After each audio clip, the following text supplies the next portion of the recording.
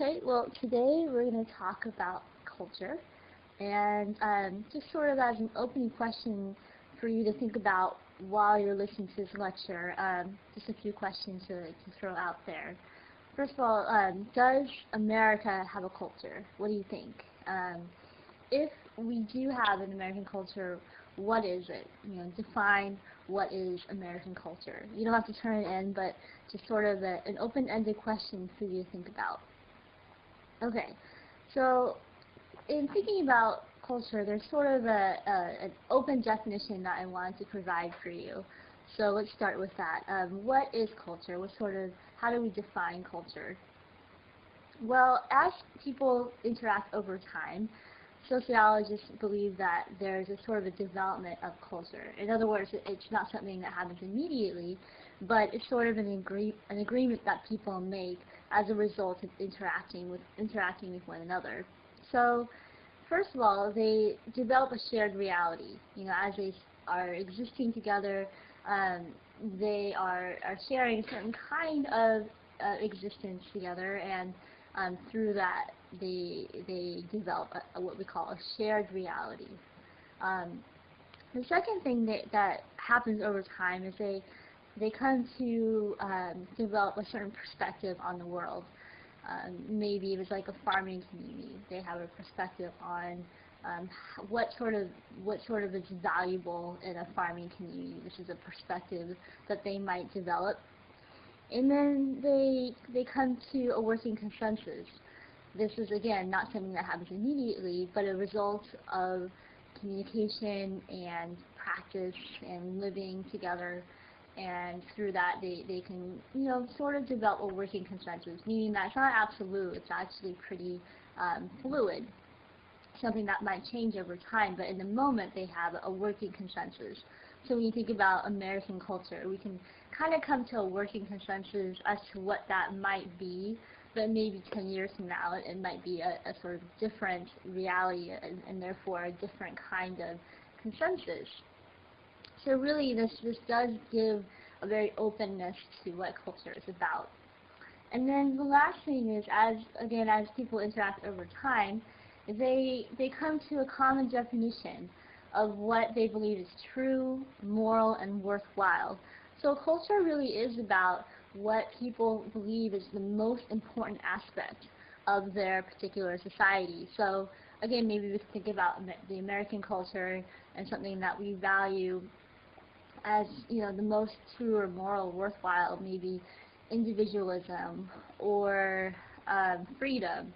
These are things that we value above all other things. And so again, this is a common decision, something that everybody sort of works together to maybe agree that this is the most important thing about their society. This consensus, to most sociologists, is the meaning of culture. When we talk about culture and sort of the components of it, what we're really talking about then are these this sort of development that happens as a result of people interacting over time.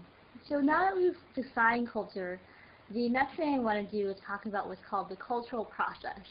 If it is something that happens over time as a result of interaction, then what we really are talking about is a process, something that's not immediate or static even, but is an ongoing development, ongoing reality of culture. The cultural process consists of people doing something in line with their understanding of what one might best do under the given circumstances. So the cultural process, it shifts given the context, given the people that are there. But basically the cultural process is, what's the best thing to do right now? Well, how can I act in a way that's the most appropriate? So again, if you think about what's most valued, what's most acceptable, the cultural process is in, okay, how do I take that information and then act upon it? Okay, so the cultural process is based on a few different components. One is what is appropriate. So say you're visiting someone for the first time, maybe an in-law, right? Someone you've never met before. You have to think about, okay, what's the most appropriate way to act towards that person? Hopefully, it's you're thinking respect, deference.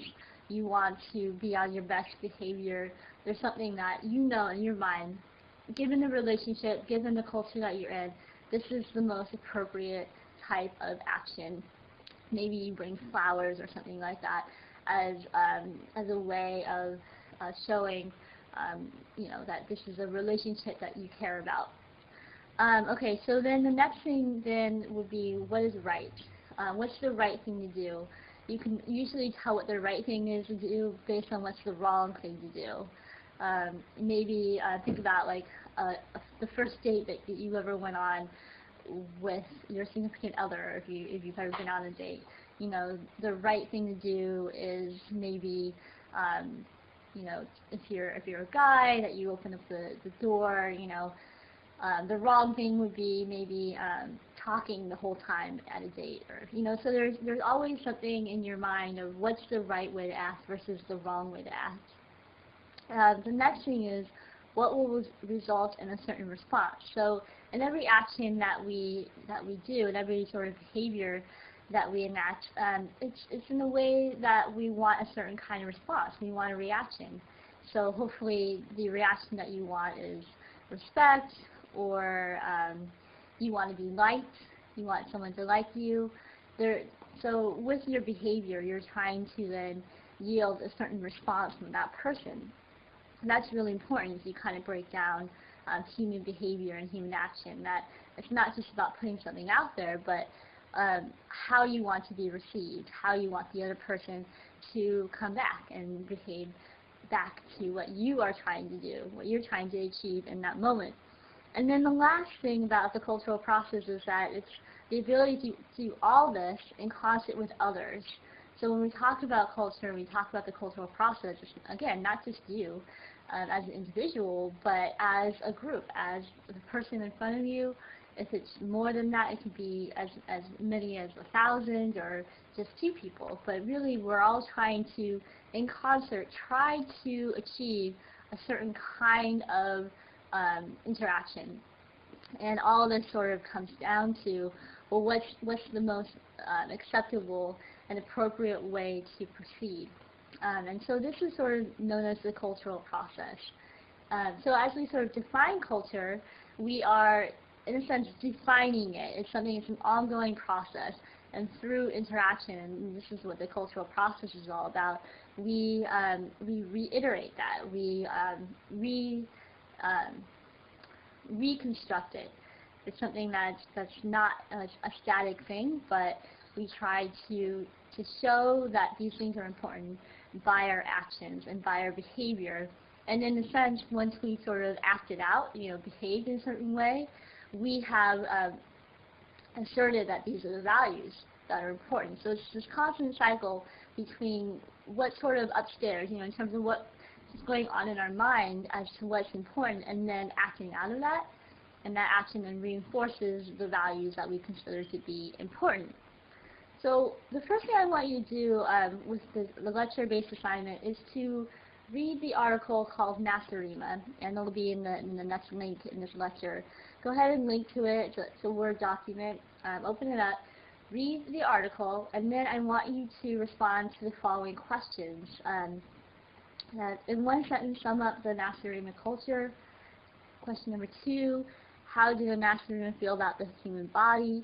Question number 3, what do you think about the Nasarima rituals? 4, what rituals performed by the Nasarima seem most outlandish to you and why? And then 5, to what extent can you identify with the article? So briefly answer those 5 questions, submit them in the assignment section, and then go ahead and move on to the second part of the lecture.